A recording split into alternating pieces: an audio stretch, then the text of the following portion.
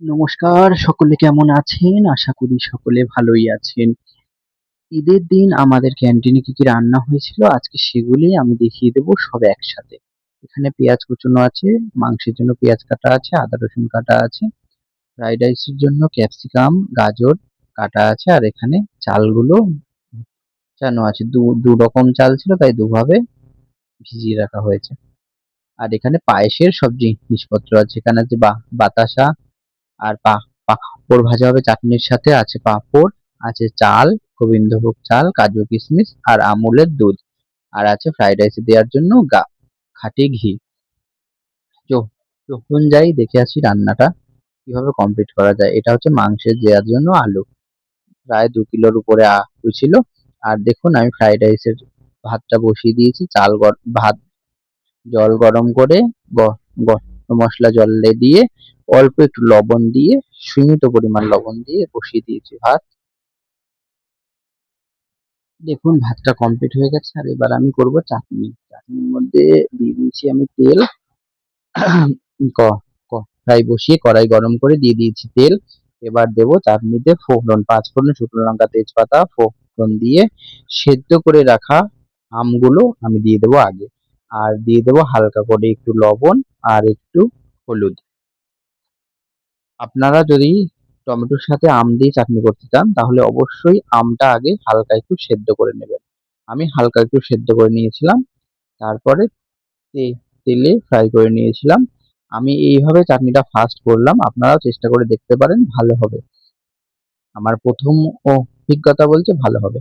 আর যদি আপনারা নামানোর আগে একটু মৌরি আর শুকনো লঙ্কা ভেজে গুঁড়ো গুঁড়ো করে দেন, আচার আচার টেস্ট লাগবে। যাই হোক, রান্নাটা আমরা কমপ্লিট করি। দিয়ে দিলাম আমরা টমেটো। এবার ভালো করে এটাকে সেদ্ধ হতে দিয়ে আমরা সম্পূর্ণ রান্নাটা আস্তে আস্তে দেখিয়ে দেবো। আপনারা দেখতে থাকুন, সাথে থাকুন, আর লাইক কমেন্ট শেয়ার অবশ্যই করবেন। যারা ফেসবুক থেকে দেখছেন তারা ফলো করবেন, যারা ইউটিউব থেকে দেখছেন তারা সাবস্ক্রাইব করবেন। দেখুন আমার চাটনিটা কমপ্লিট হয়ে গেল।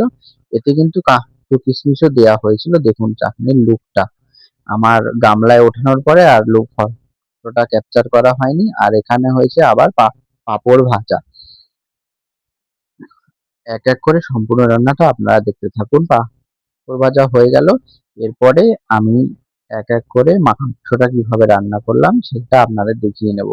পাঁপড় ভেজে উঠিয়ে রেখে ওই কড়াইতে আর একটু বেশি করে তেল দিয়ে শুকনো লঙ্কা, তেজপাতা, জিরে, সম্বার দিয়ে দিয়ে দিয়েছিলাম কুচিয়ে রাখা পেঁয়াজ। এটা সুন্দর করে ফ্রাই করে নিয়ে আস্তে আস্তে সম্পূর্ণ মশলাগুলো দিয়ে রান্নাটা কমপ্লিট করব। আপনারা দেখতে থাকুন। কে কোথা থেকে ভিডিওটা দেখছেন অবশ্যই কমেন্টের মাধ্যমে জানাবেন।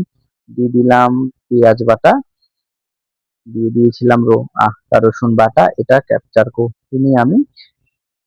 যাই হোক, কি কোথা থেকে ভিডিওগুলো দেখছেন অবশ্যই আমাকে কমেন্টের মাধ্যমে জানাবেন। দিয়ে দিলাম মাংসগুলো। এবার আমি কিন্তু এই রান্নাটায় মশলাটা গুলিয়ে দিয়েছিলাম, মানে যেই গুঁড়ো মশলাটা আমরা ইউজ করি মাংস রান্নায় সেটা মানে জল দিয়ে গুলিয়ে দেয়া হয়েছিল, তাতে রান্নার টেস্টটা আরো সুন্দর হয়। আমার কথা বুঝতে হয়তো আপনাদের কিছু কিছু জায়গায় অসুবিধা হতে পারে, আপনারা রিপিট করে শুনবেন তাহলে আপনারা বুঝতে পারবেন। কিছু কিছু জায়গায় কথাটা আটকে যাচ্ছে খুব অতিরিক্ত। যেহেতু আমার এটা প্রবলেম, সেহেতু আমার কিছু করার নেই, প্রবলেমটাকে সাথে নিয়ে চলতে হবে। এই কারণেই এতদিন ভিডিও করা হয়নি। যাই হোক, এটা এর কথা, তাও আমি ভিডিওতে শেয়ার করলাম। আপনাদের প্রত্যেক ভিডিওতে একটা করে ট্রিক দিই, এই ভিডিওটা একটা করে ট্রিক। এই যে দেখছেন লবণটা আমি মাংসে একদম কষানোর মাঝখানে দিলাম। এইভাবেই আপনারা লবণটা আগে দেবেন, না হলে লবণটা যদি মশলার সাথেই মশলা কষানোর সময় লবণটা দিয়ে দেন তাহলে মাংসের গায়ে লবণটা ভালোভাবে লাগবে না, আর মাংসটা সেদ্ধ হতে অনেকটা সময় লাগবে। যাই হোক, তারপরে যে আলুগুলো ভেজে রেখেছিলাম ওগুলো দিয়ে দিলাম। যাক, মাংস রান্নাটা কমপ্লিট হয়ে গেল। এখানে এবার ফ্রাইড রাইসের জন্য আমি ফুলকপি আর ক্যাপসিকামটা ভাজছি, এর সাথে দিয়ে দেবো গাজর। আর এই যে দেখুন ভাতটা নামানো আছে, এই ভাতটাই আমি কড়াইতে দিয়ে আজকে ফ্রাই করে ফ্রাইড রাইসটা রান্না করব। দিয়ে দিয়েছিলাম গাজর।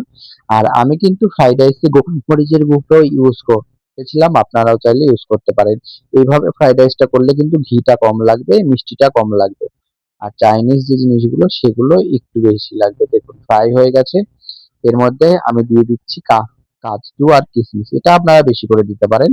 এর জন্য কোনো আপত্তি নেই। আমার এই রান্নাটা করতে, করতে আমার আগের ক্যান্টিনের কথা মনে পড়লো। আগের ক্যান্টিনে আমি এই ফ্রাইড রাইসটা করতাম।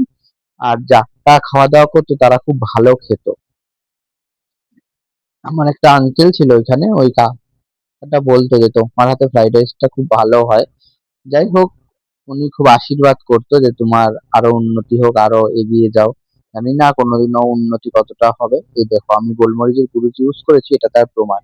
উপরে গোলমরিচের গুঁড়োটা দিয়ে দিয়েছিলাম। তারপর এবার হালকা করে আমরা মিক্স করে নিচ্ছি।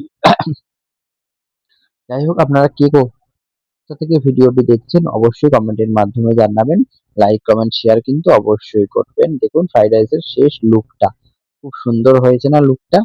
যাই হোক, অবশ্যই কমেন্টের মাধ্যমে জানাবেন। আজকের মতো এখানেই যাচ্ছি। গল্প আরো হতে থাকবে। হর হর মহাদেব।